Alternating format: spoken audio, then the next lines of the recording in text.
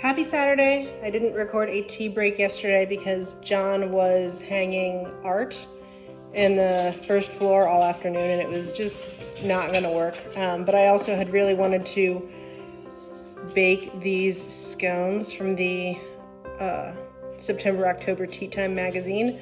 And I was not gonna have time yesterday, so I figured let's have a Saturday late morning tea instead. And I'm super, super excited because I have started blending themed seasonal teas for my Pilates studio. So if you can come into studio and have a session, after that you will be offered a nice cup of tea. I'll have caffeine and caffeine-free blends.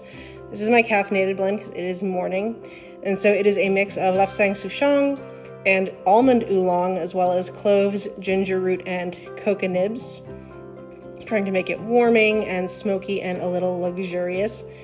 Just smelling it, it's smelling kind of, the lapsang souchong is really coming in strong. That's not necessarily a bad thing, but from a smell perspective, it's kind of dominating. I haven't tasted this yet,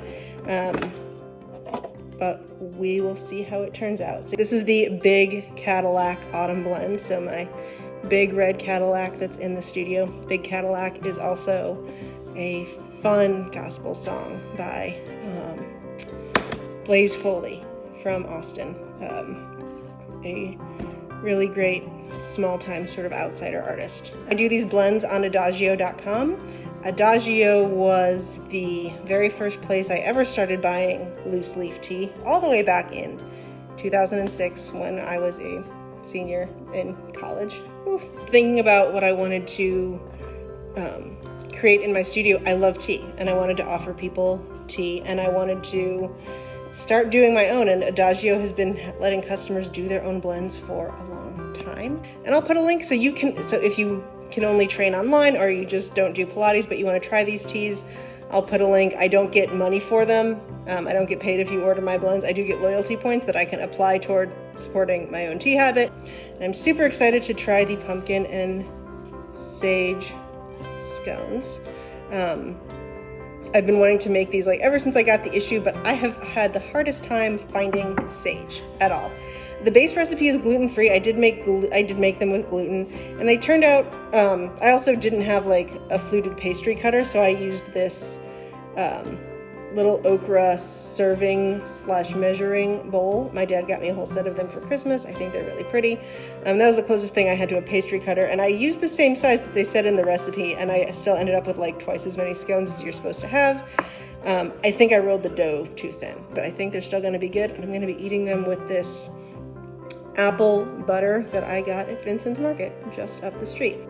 Tea has been poured. It's a really nice caramel sort of color. The lapsang souchong smell definitely still dominates, but after steeping, I'm definitely picking up more of the almond from the oolong, as well as the cloves and ginger and coca, so I'm excited to taste it.